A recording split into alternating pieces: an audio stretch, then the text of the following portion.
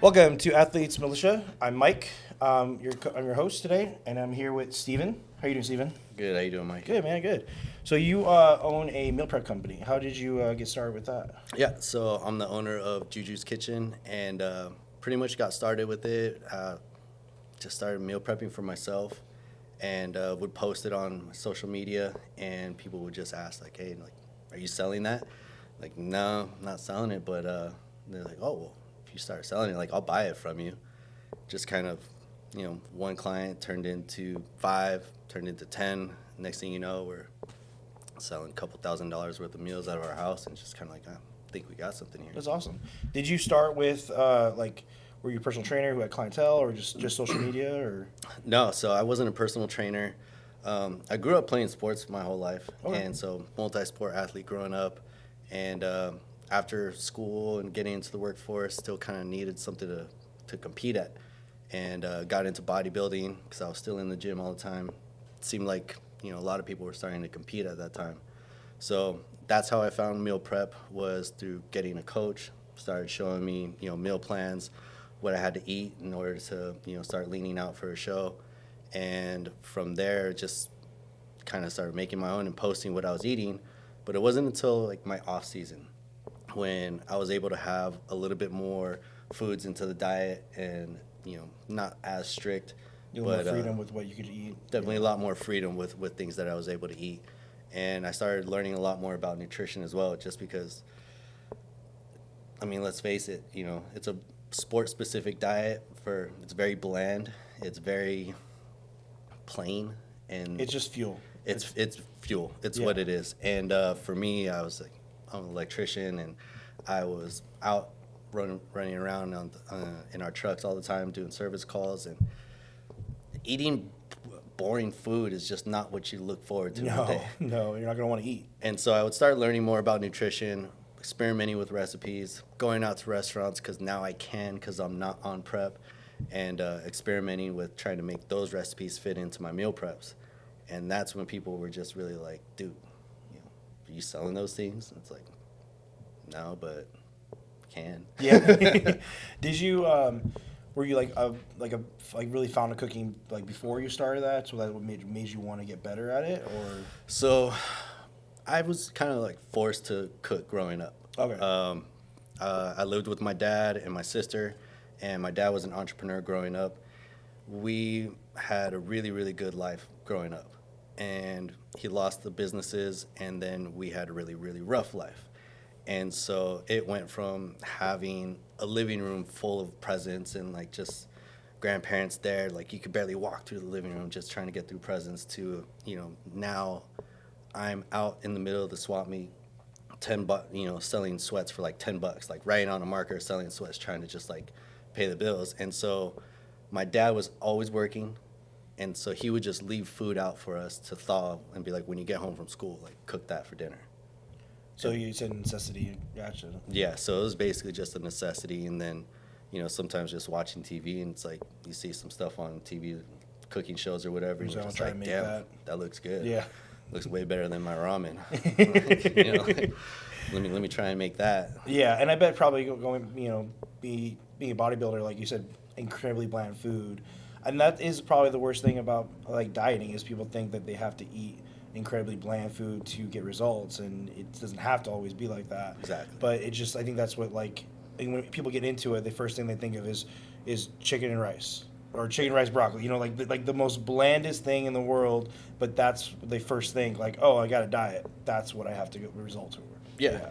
And I think that it also comes in line with being, for coaches, it's really easy for clients and for the coaches to make the calculations and Yeah. the adjustments on the macros.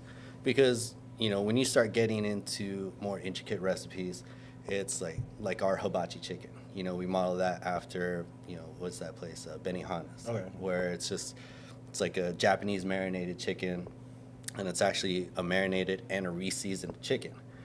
Like, doing the steps that we take to make that chicken, for coaches to take the time to make that for everybody else, that's hours and hours Yeah. and hours. And then to have the client do that at home, it's like nobody's gonna want to make the marinate the chicken, cook the chicken, then take the excess marinade, put it into a sauce pot, make their own vegetable broth, and then add that in, and then boil that down and thicken that up, and then reintroduce that after the chicken is cut, like we do.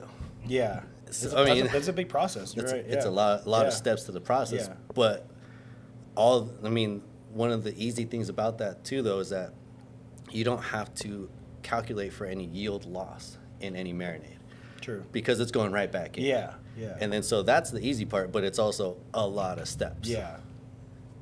Yeah. I growing up, same thing. I was a swimmer, and then I got into strength sports, and like eating was the same way. Like I thought like, oh, I had to eat crazy clean and Yeah. all these kind of things, and I didn't realize like until I started experimenting with food and like actually like cooking more and more that I was able to be like, oh shit, like you can like make things taste good and not have to be total garbage.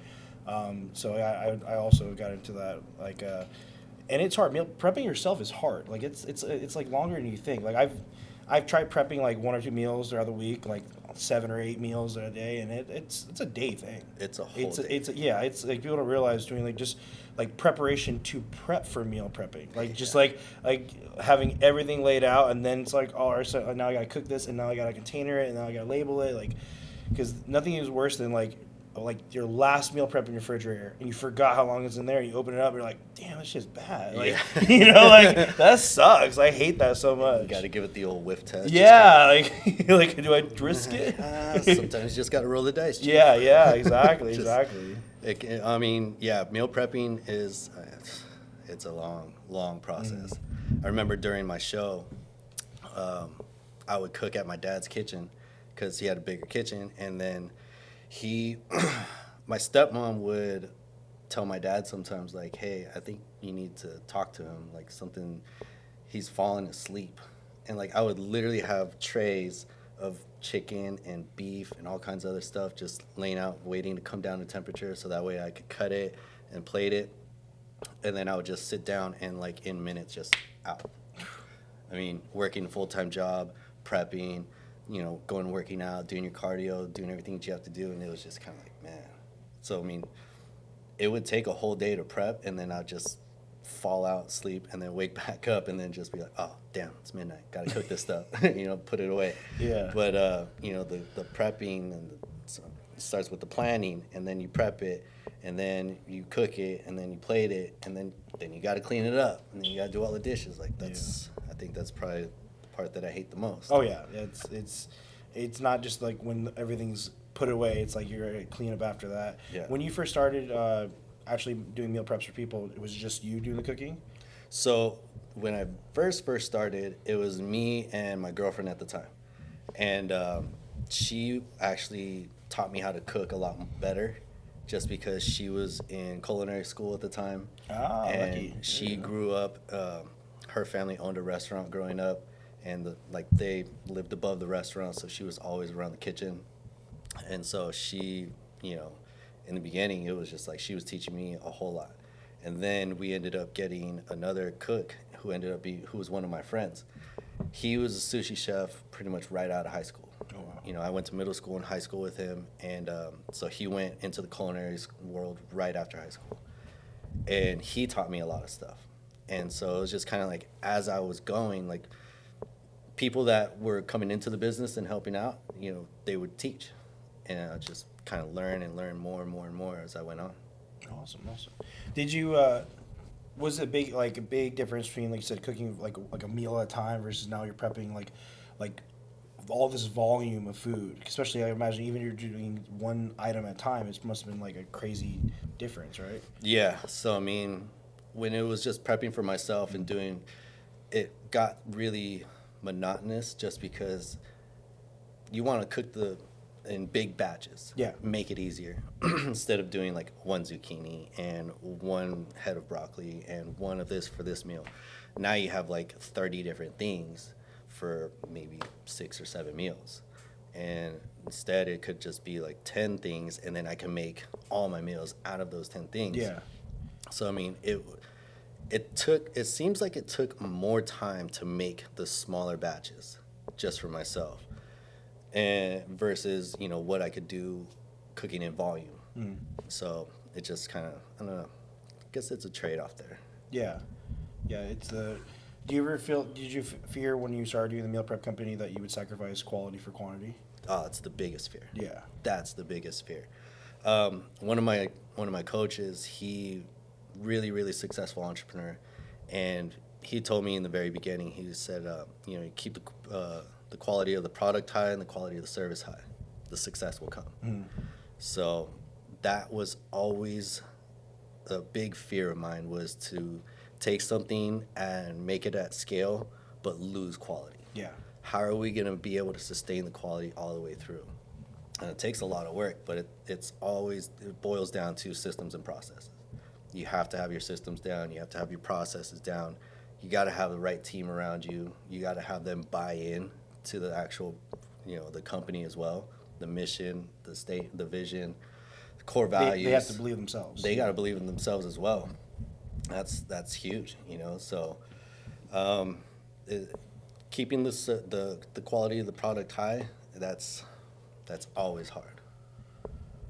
Did you feel that once you were trying to, like I said, come out with the meal preps, were you thinking how many items you were gonna have, like how many meals, or did you want to start with just like very basic and like put spin on things, like you said, like chicken, rice, and broccoli, take that and, you know, do a spin on it and make it better, or did you want to come up with a totally like original menu from like, you know, things that you liked? It pretty much was just things that I liked. Gotcha. What are things that I like? What are things? That's how the business started. I was already making things that I liked. People wanted to buy that. People were really associating, like, is that meal, if I eat that food, am I going to look like you? Ah, gotcha. And, you know, I still get that question to this Yeah. day. Like, we had the owner of a real estate company. He asked me that same thing. He was just like, oh, hey, I was doing a catering for one of their luncheons. And one of the employees there is one of our clients. He looked at the meal and he was like, oh, so you're the meal prep guy? And I was like, yeah. And he's like, oh, so if I eat these meals, like, I'm gonna look like you, right? I'm like, nah, man, you're not gonna look like me. You're gonna look better than me, because you're gonna be a successful real estate dude looking like me. So you're gonna be, you know what I mean? Like, I'm an entrepreneur, man. I'm broke. Three years in, like, you're 2, 3, 5 years in, as an entrepreneur, you're gonna be broke. But it's like, if you want to look like me, like, don't do that. Don't be the big copycat. Like, be the best version of you. That's why you're gonna be better than me, because you're gonna be you. And he's just like, all right. And then so he started eating them, feeling the difference, you know, just in how he felt, his energy levels, and, you know, started looking better too after a while. So it's just kind of like, yeah. Oh, yeah. Nice. I think one of the a lot of people don't understand about like meal prepping and like consistency with food is, like you said, energy levels. It's a huge thing, and a lot of people don't realize like not eating consistently, not only the similar foods, but timing wise too is huge. Like, a lot of people don't realize if you eat very consistently throughout the day, or what you eat, that's why people have all these drops in energy levels. They don't realize, like, it's not just food, it's actual fuel. Your body actually needs it, especially if you're trying to perform in any kind of sport or any kind of like job. You're just not going to feel good. Yeah, absolutely. I mean, you know, that's what a calorie is. It's a unit of energy. It's a measurement for a unit of energy.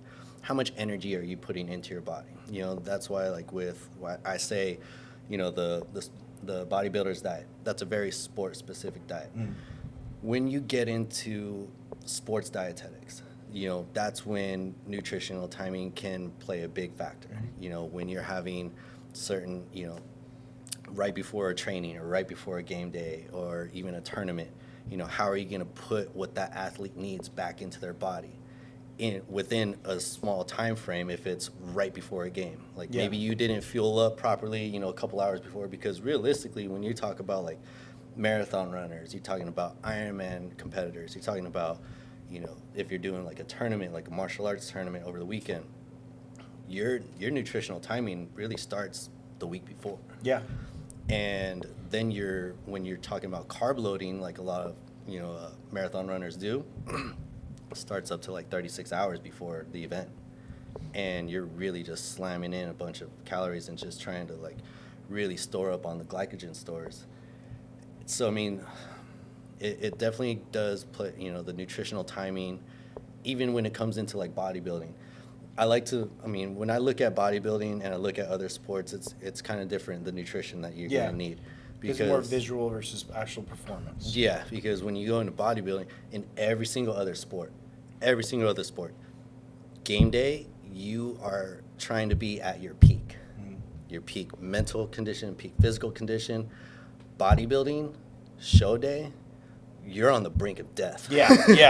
That's what they always say. Whoever looks the best is on. You said is dying. Yeah, like they're dying. I remember before I was going on stage, and I'm just sitting there, and like anytime before games or anything like that, I would always just have the BGs, right? And you get the boo boo guts, and you're just kind of like, oh man, I gotta go take shit or something. Like somebody find me a trash can or a bathroom or something. I don't know.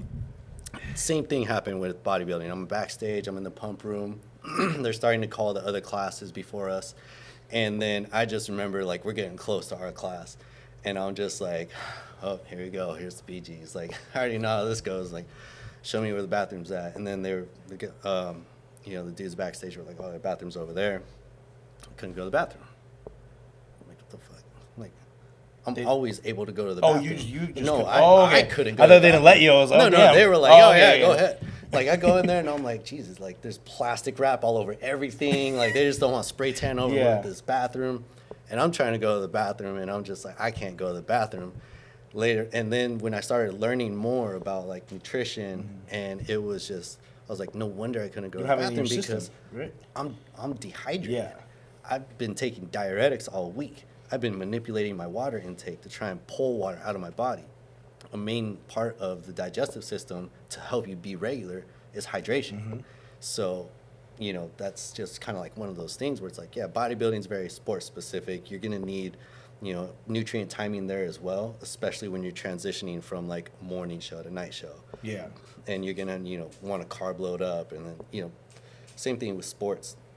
The amount of carbs that you're gonna take in, the amount of protein that you want to have, it's all, sport specific. Yeah.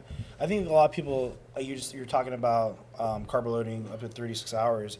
I think some people don't realize, like again, a big trend is eating like Rice Krispies or gummy candies like right before you train doesn't always going to hit your system that like quickly. Like sometimes you need longer. So you said having longer loading phases is way important, especially for a performance-based athlete. Like I'm like the whole like carb load the night before, like it's way before then. Like you said, it's longer. Like I compete in powerlifting and definitely I eat in a surplus the whole week before my competition. Yeah. And I feel way better than I ever do because I usually try to eat like roughly maintenance, and then since I'm already like so close, it just engorge a little bit, and I feel the strongest that you ever feel. Oh yeah. It's super important actually knowing when and how much you should be eating for performance space and visual too. Like you said, like I've seen those videos where guys look completely flat, like doesn't look like they're gonna do well at all. Yeah. And then it's just a little manipulation. It's crazy. Just like there's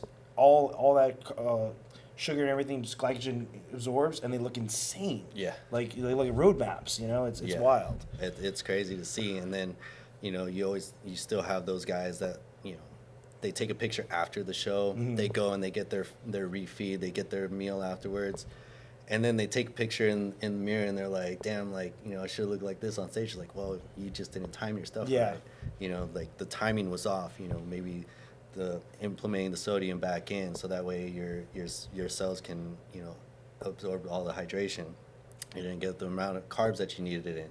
Like you were flat for a reason. Mm-hmm. And then so like, I don't know, I used to see those pictures a lot and it was just kind of like, timing was off. Yeah, it's a crazy hard sport because I know a lot of times can be subjective because every judge looks a little bit different for something else. Yeah.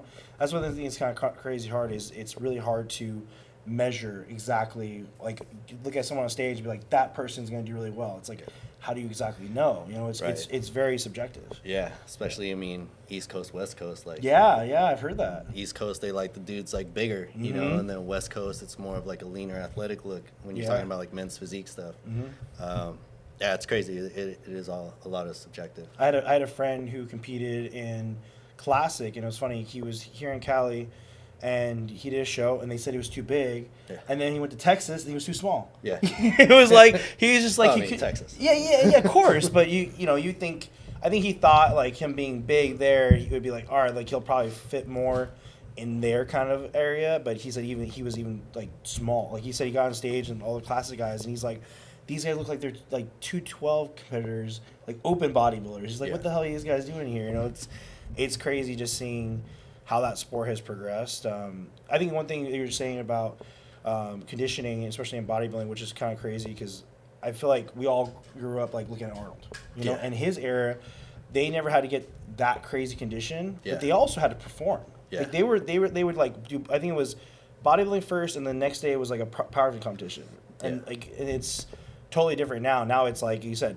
person on stage who's winning is close to death. And Yeah. So we've actually lost a lot of high level bodybuilders because of these kind of issues. You know, like not only being dehydrated, manipulating other sources they're using to like mess them up. Like I remember when Dallas McCarter passed away. It was Yeah. like crazy here, and people still to this day don't really 100% know what happened. Like they have speculations. It was like he got up in the middle of the night, had to eat, and choked on his food, or took something else that stimulated his hunger and passed away from that. Like no one really knows, but it's crazy to hear all these kind of things. Yeah, no, I mean, I got a friend that's a biochemist really into bodybuilding, and he was telling me kind of what happened and how it happened, why it happened, and it's crazy, the extent that we'll go to in order to be the best at our sport. Yeah. And that's just part of the dedication to the craft, where it's like I forget who it was, but back in like the 80s or 90s, they had done a poll and a study where they were asking Olympic athletes, like, if you weren't tested for steroids, like if you didn't get that test from whoever it was to get or to have any PEDs in your system, would you take them? Every single one of them said yes. Yeah, I think and a lot of people have asked the similar question. It's like, if you could be the best of the best, but shave 10 years off your life, everybody said the same thing too. They're like, oh yeah, 10 years off my life, 100%. Run it. Yeah. Let's Like, I go. could be the best at this. Yeah. You can take So- 20. I'm good. Yeah. I'm not trying to be And old and like that's the slow crazy. walking That's the around. crazy thing about. I feel like, especially the strength sports, or I still consider bodybuilding, of course, a strength sport. Yeah. It's in that realm of like bodybuilding, strongman, Olympic lifting. You can guess you can throw in CrossFit there too, but other than I guess the 1% of all the sports make money, Yeah. just the 1%. Yeah. But everywhere else in the like all the other levels, we make nothing off the sport. Unless you're, like you said, you make a side business that caters to that sport. Like I coach people, I do soft tissue therapy, but if I win an event, I'm not making any money. Yeah. But that's the kind of dedication we put into a borderline hobby. Yeah. But we don't treat it like that. Yeah. It's I don't know. There's some guys that'll make money in the space. You get your right sponsorships from the right companies, and you can make good money in the space and turn it into something from there. But yeah, no, there's if you look at some of these gyms, you have so many people striving to be, just at pro level, just to get to a pro level. And then when you get like all the money that you put into it, the coaches, the meal preps, the supplements, the gym memberships, and just the time, I think that's where people, short themselves, is like how much time and dedication that they actually put into that. Yeah. You can take, if you were to calculate, time value money, right? If you were to calculate how much your hour is worth in your day, and then calculate that versus how much time you actually put into the sport, You'll never make it back. You'll never make your investment back. You'd have to be somebody like Jay Cutler or Ronnie Coleman, or somebody, really utilizing their name to put it onto a brand to make millions to like actually make that back. Yeah, those are the only guys. You're right. Those are the only guys that actually they took their notoriety, their fame, their success, and they actually put it into an actual business. Yeah. Not just, hey, I'll show up and can I sign some autographs and you pay me $10. Yeah. Like these guys were really smart to do these kind of things while they like after they were retired and they could live off that. Yeah. 'Cause there's a lot of like pro bodybuilders like I've seen who they did great in the sport, but they never did anything else. Yeah. And then you always wonder like what happened to them? Like, like are they just like average Joes now, like Yeah. you know anything, or they actually do something with it. Because all this, I feel like all this stuff in the fitness industry like doesn't last forever. So it definitely has a time where Omar. It definitely has its like time where like eventually you'll have to do something else. So utilizing like the time you have and invest into other things is super crucial, I think. Yeah, I mean, just like with anything else in life, it's all seasons, right? Mhm. You have your different seasons of your life, and when you have something, you can fully take advantage of that season of your life, really make a brand for yourself, really carve out like your name in any sort of industry, right? When you take bodybuilding and then you can make your name and make an apparel brand, and then you make yourself a name for in that industry, in the apparel industry. I mean, you look at guys like Lamar, Super Fresh. Yeah. You know, so he's been in the game for what, 14, 15 years now. You know, he never really competed, but he was always in the space. But he made a name for himself. Yeah. In the space, right? Now he's the name in the apparel industry. I mean, he's got like Airbnbs, Lambos, and stuff. So you can make it lucrative for yourself, yeah. for sure. Oh yeah.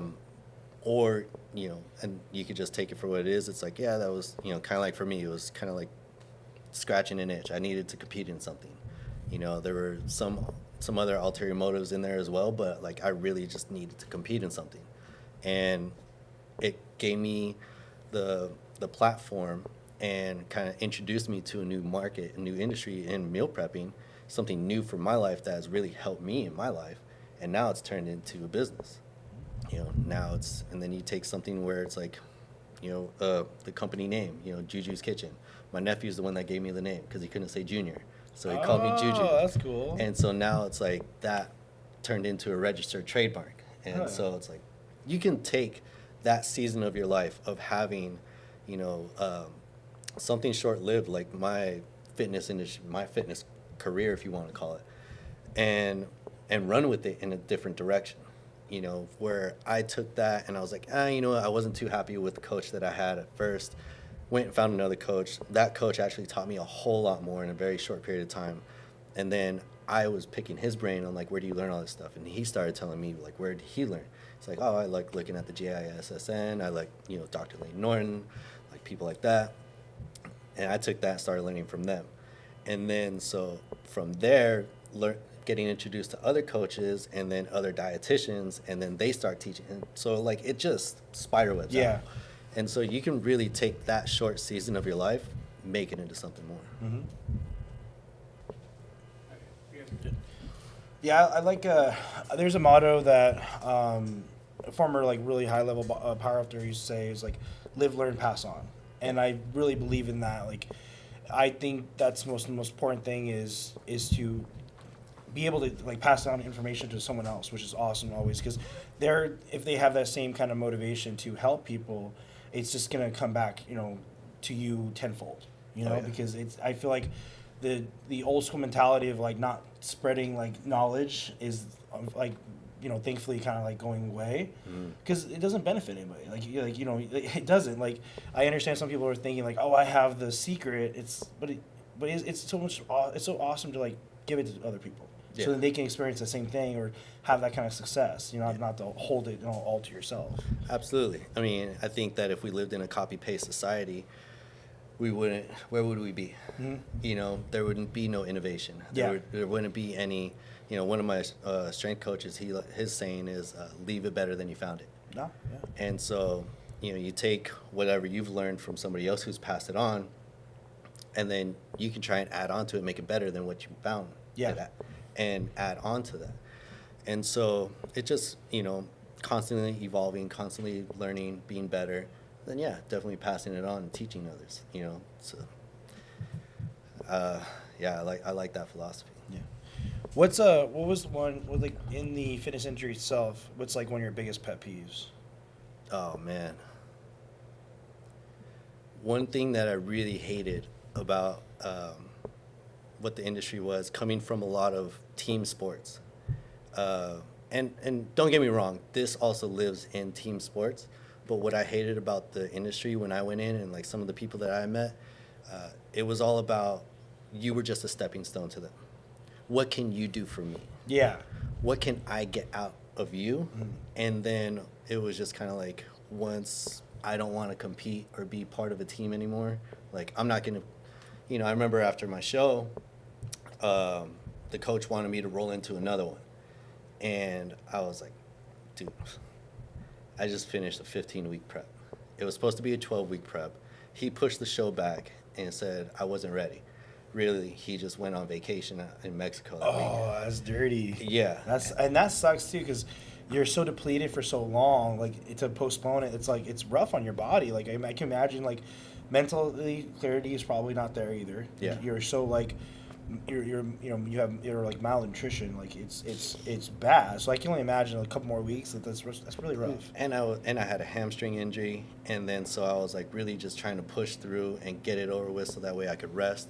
And like I just remember, always, and I don't encourage this because I don't like when leaning on a Stairmaster, but Yeah. I would be on the Stairmaster and then I would have to like really hold on and lean on it with my hurt hamstring and just kind of like it. He was trying to have me do like 2 hours of cardio, and I'm like, dude, I'm an electrician in the union, right? I'm running around to different job sites. I was a service tech. So I'm running around all over San Diego County, and I'm fixing a bunch of stuff. And I got to carry tool bags on me. I got to carry tools to and from the site, do whatever. Then I got to go train. And then you're going to add on another hour and a half, 2 hours cardio for me. That's wild. And then I was just like, bro, so I really didn't like about the industry was, after I had finished that show, he was like, let's roll you into another one. We got another one coming in San Diego because I competed up in Culver City. So I'd drive up to Culver City and then come back down. And then it was just like 2 weeks later, it was going to be another one in San Diego. He's like, we'll just roll you right in that one. You're already ready to go. It's like, dude, I just want to live my life. Yeah. I want to go to a baseball game, drink a beer, eat some nachos, get fucked up. And like, Yeah. just, you can't. you're God, not, you're do not that doing that at no all. Way, no and way. then I had just started dating a girl while I was on prep. And she had competed before too, so she kind of knew the industry. But I still had not taken her on an actual date. Oh, yeah. And we were together that whole time. It was just kind of like, we would go out and eat, and I would have like a Ziploc under the table and just like sitting there and just like eating my little meal prep underneath the table. I remember going out to dinner at Crab Hut, and I took her out to dinner, like she got whatever she wanted. And then I'm just sitting and taking my little pieces of steak and like going in the bag and like dipping in just to get a little bit. I'm like, flavor. Yeah, that's rough. And then so it was just kind of like, I wanted to go back to like living my life, like, just give me a break from all of that, because after I would work, I would spend 3-4 hours dedicated towards the show. Yeah. Of prepping, of training, of cardio, doing whatever. It's like, let me get that time back in my life and like actually live. And working a man-hour job, that's extremely hard, especially like I coach a couple of guys who are union guys, and I feel like not factoring in your day-to-day work is like you need to. Because if you're moving things all day, if you're on your feet all day, that's like mild CrossFit cardio. How can you not factor into your daily expenditure? Like, that these people are burning hella calories throughout the day. Yeah. You don't need to put them through that kind of like pace again. So like when I train them, it's like, all right, you do a couple movements and you're out of here. You don't need to. You've been working out all day long. Yeah. Like, eat, rest, like relax. I feel like a lot of I've been hearing a lot of my other friends who are currently in bodybuilding. They're more like doing walks now. Like, walking is huge. It's amazing. Is for like actually like, again, step counting, like actually get those in versus doing like a lot of the steady state. Like you said, the hour, 2 hours at a time. Yeah. It's not as popular anymore. No.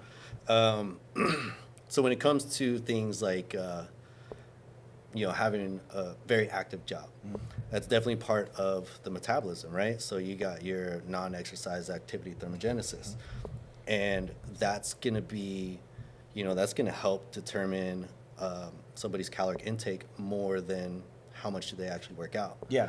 Because you're going to have, I think, 75% of your calories goes to your BMR, your base metabolic rate. Yep. And then you're going to have your NEAT, your non-exercise activity thermogenesis, and that accounts for what I think like 15%. Yep.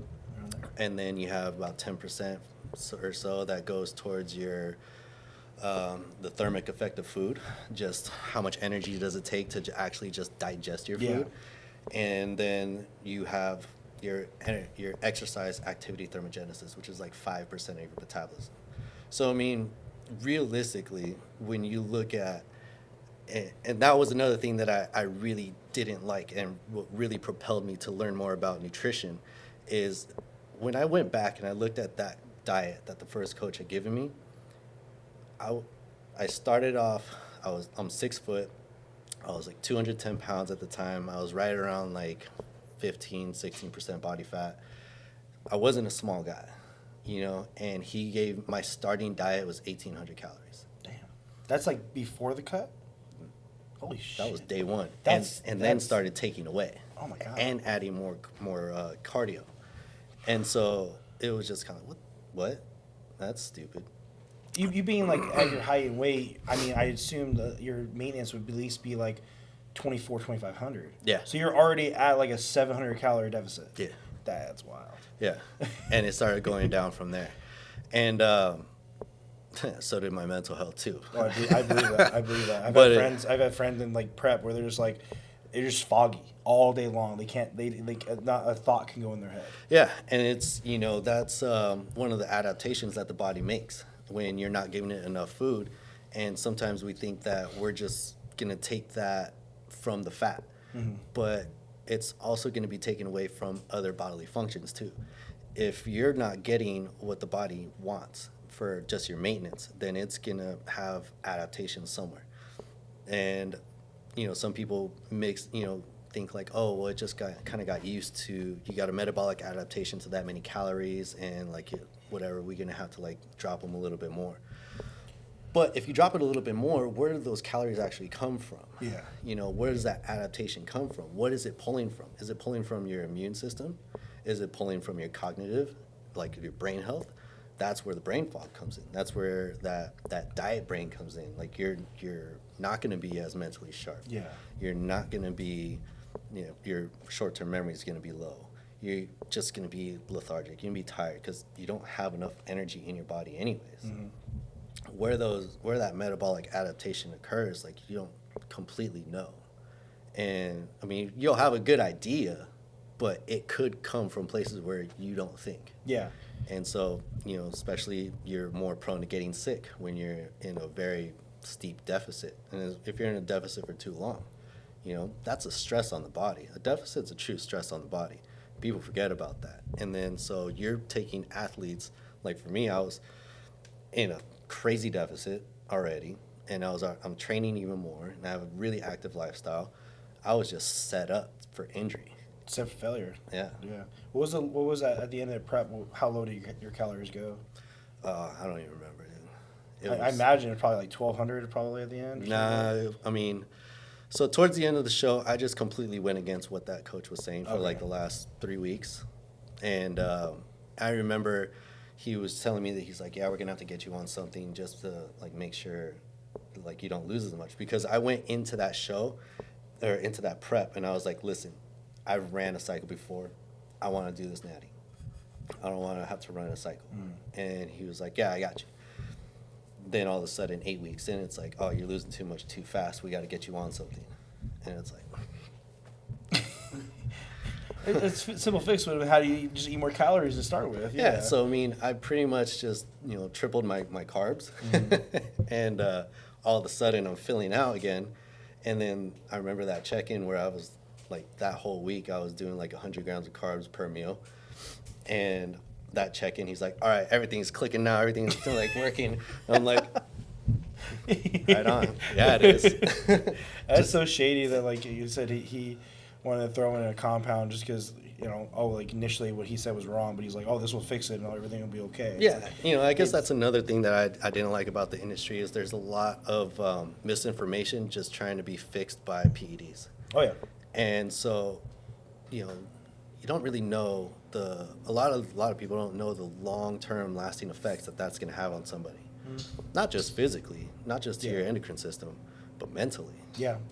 You know? And then certain compounds are, like you said, that there are certain compounds in this industry that were not made for humans. You know, like again, there's some stuff that was made for like, hey, like help, you know, with cancer, help with like, you know, people with AIDS who are trying to muscle wasting. That those ones are, you know, have a little more, you know, science behind them. And there's stuff that like were made for cattle and were never designed to go into human bodies ever, and we put it in there.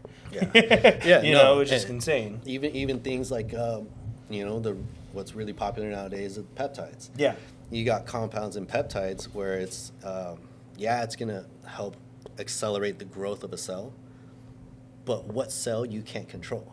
Yeah. So it is, you know, IGF-1 is a compound that's used in research science, where they have actually used it in cancer research to help accelerate the growth of cancer cells, so that way they can do whatever research study that they need to do on it.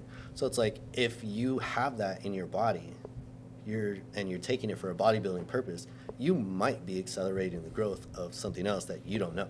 And also, a lot of people don't realize is when you accelerate cell growth, you don't make new cells sometimes. Yeah. So you're just accelerating them, but they're gone. Yeah. So you actually will speed up aging. Yeah. You know, because you can sacrifice like a lot of guys, especially bodybuilders, they'll see when they try to get really big. Mm-hmm. He said they'll take, you know, HGH or something like that, and they will. But then all of a sudden, like you see them like 10 years later, they like aged like 30. That's crazy. And all of a sudden you're just like, you're 40? Why do you look 60? Like, Yeah. Jesus, you know, it's people don't realize, like you said, what you'll do to yourself later in life. Yeah. Yeah. And the mental part of it too, where it's just like, going in the gym, like, I remember I used to be able to lift this much, or I'd be able to recover this fast or this, and it gets discouraging, and some people will just be like, forget this. I think that's why, like, there's still a lot of people, like you said, like, here for a good time, not a long time. Yeah. You know, like, they're very, very, like, this is what I'm going to do, and I'll do it until I can't do it, and then after that, I don't care. Yeah. You know, so I think, like you said, that goes back to, you know, circles to when you're going to say we do a sport that pretty much it's just a hobby, but we'll sacrifice way more than is needed to, you know, achieve that hobby. Yeah. Yeah. What's when you were coming up in like the bodybuilding scene, like, or I would say just when you were a athlete in general, what kind of like normal supplementation did you start with? Did you do anything crazy? You start like try any crazy pre-workouts or anything? You were just like, hell with this stuff, like. Oh man, I mean, I remember not really knowing a whole lot about supplements, but then just kind of like listening to things that people were saying in the gym, and then all of a sudden having a box of like with like $200 worth of supplements of like pills and powders and stuff, just showing up at the door and thinking I had to take all this stuff. Bodybuilding.com? Yeah. Yeah. I feel like we all got started at bodybuilding.com. You got like the Muscle Farm stuff showing up. There you go. There you go. It's just kind of like, all right, do I really need all of this? And it's like, no. Like now, knowing what I know now, because I don't train as much, just season of life, you know. Now my life is all about business and learning business and making sure that, you know, the business has what it needs in order to grow. And so it's kind of like I'm in like maintenance. Yeah. You know, I go in there and I work out for a different purpose now. And it's just, I maintain my body, but I also want to maintain my health and my mental clarity. And that's, you know, going into the gym is just a place, you know, there's just so much benefits for it. Especially with, you know, my ADD and ADHD, what it is, it's like getting into the gym in the morning really helps for me to be able to focus later on. It's routine. It's a routine that it's always consistent in your life. Yeah. And so for me, you know, back then, the amount of supplements I was taking everything and anything under the sun. Yeah. We all I feel like we all start there. Like we all start like, again, you know, multiple different kinds of protein, because we always think like, oh, casein at night, hydro during the day, you know, like every, you know, amino, like creatine, oils, like everything under the sun. I remember that same thing. Your omega-3s, you're gonna have to have your CLAs, you're gonna have to have the creatine. Yep. You know, and then you're gonna. It's not just gonna be the creatine monohydrate. You're gonna have to have like the high absorbing or this Great or Pure that. and all those other ones. Yeah. And it, realistically, what it boiled down, and then the pre-workouts, like you said, you know, the whey protein isolate during the day, casein at night, you know, just all the everything. Yeah. It's just. But now it's like if I just boil it down to, you know, because supplementation is supposed to be just a supplement to an already healthy lifestyle. you're already got a good base of nutrition.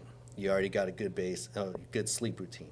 You're already, a healthier individual. So it's like, okay, now let's look at some blood work and see what am I deficient in? What am I not getting from my diet right now? Can I introduce something that's going to help to supplement that just from a nutrition standpoint? But if I have any other deficiencies that I can't really get from nutrition or anything like that, or I just want to kind of take a pill and just help supplement it because I don't like eating so much fish to get my omega-3s or something, sure, like let's do that. But for me, it's just creatine and whey protein. That's, boatload of caffeine. Yeah. I think like you're talking about blood work is, I think it's something that a lot of people, they don't think just because they are on, TRT or some sort of thing where they think they need blood work. Yeah. It's super important because you can lack, like, I think one of the most lacking hormone, a lot of people don't realize is a hormone, is vitamin D. Like, D is a hormone, and people don't realize that like 90% of people are low in vitamin D, and they think, oh, we live in California, one of the sunniest states. Yeah, but how many people do you actually see outside? Like, and you also like absorption rate too. Like, the amount of sunlight you'd have to get would be borderline. Like, hey, if you're not, with the amount of sunscreen on, it could be negative effects down the road. So taking a supplement like D is like one of those rare things where it's like, hey, you probably should. Yeah. Like, everybody probably should supplement with D, but again, get your blood work done first and maybe see if you actually do need it. But that is one of the most common ones I've always see across the board. Yeah, and then when you hear people talking about how cholesterol is bad for you, and people don't want to eat the egg yolk, they just want the egg whites, not knowing that testosterone is cholesterol based, and so if you're not putting in the cholesterol, you're gonna have a hard time converting into testosterone.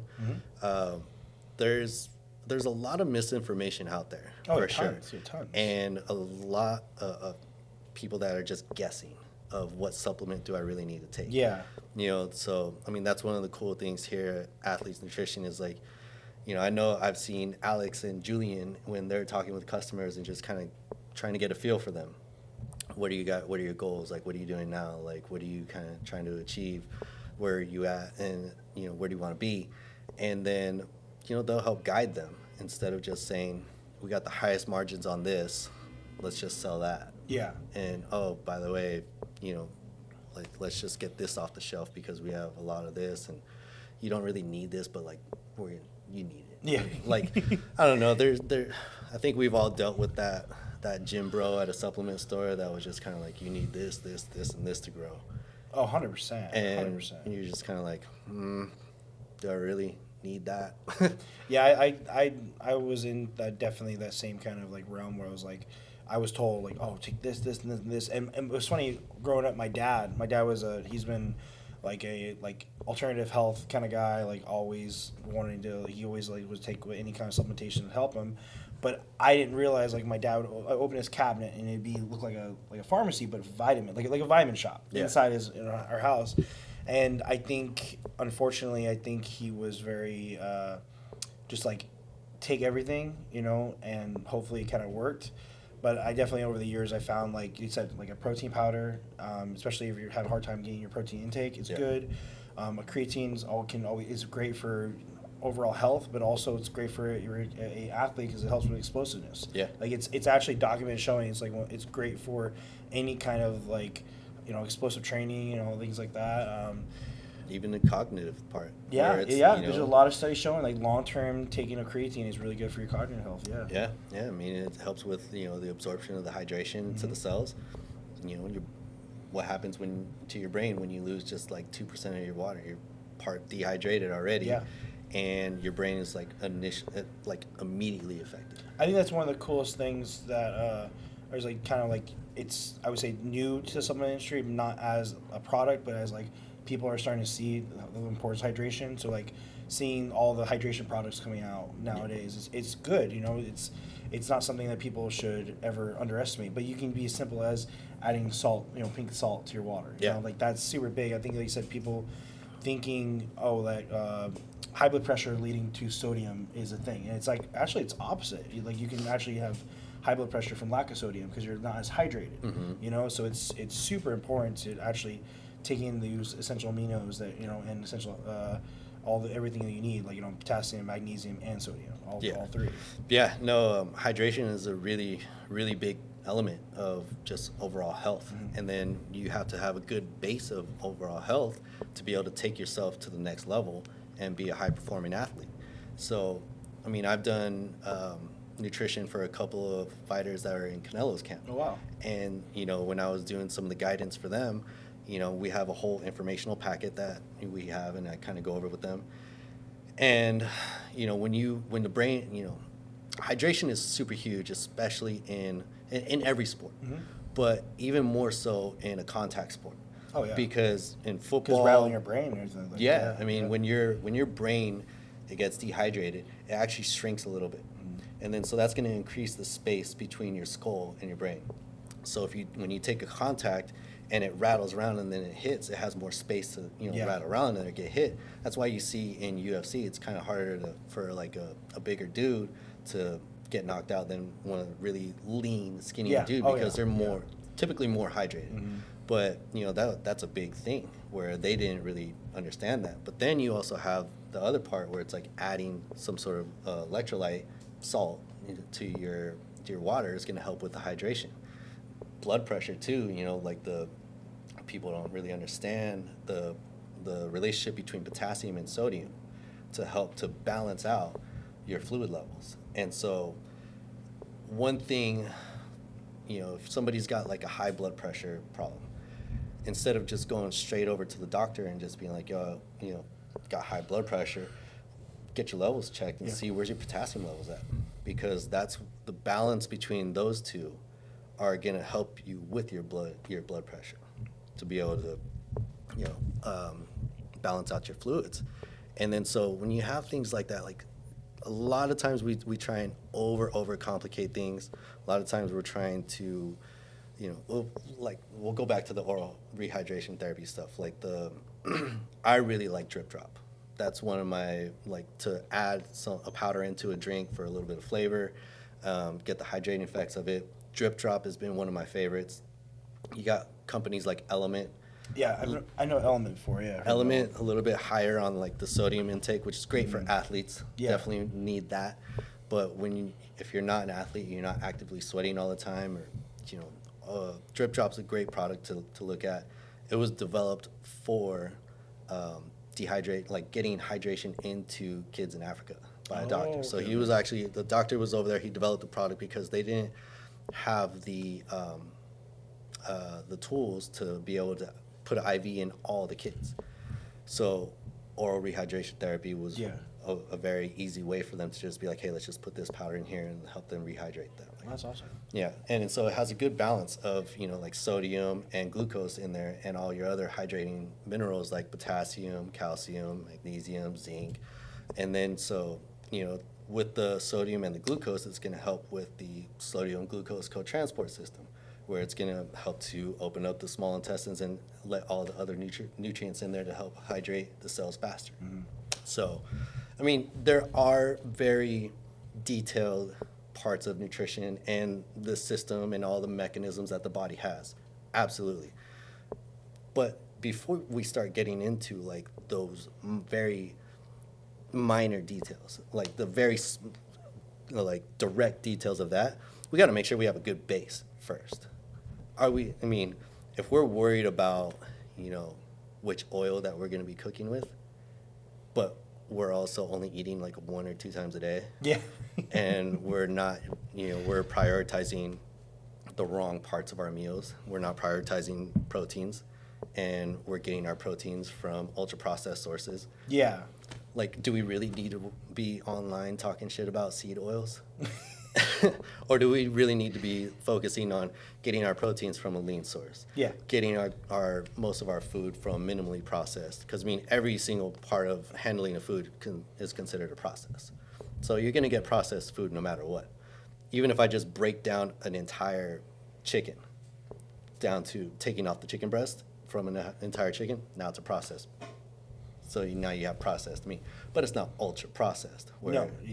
It's not like you see those sliced turkeys, where all the deli meat. That's that doesn't look like an animal anymore. that just looks like, again, like a block. Yeah, You know, and you're using certain sodiums and certain preservatives in there to make sure that it's shelf stable. So, is it the worst thing for you? No. Is it the best? Probably not. You know, but it's also like way better than having something that's you got 100 different cows blended together and into one with a bunch of added chemicals and other things, or even just fake meat, like people online just trying to promote fake meat. It's like, dude, are we really at that point right now? Oh, the where like you're the trying to say beyond that, the Beyond stuff. yeah, like a Beyond Meat, and we're Yeah, gonna say that stuff's gnarly. That stuff's you're gnarly. gonna say that you're gonna talk about health and then put that at the forefront of your argument. Yeah.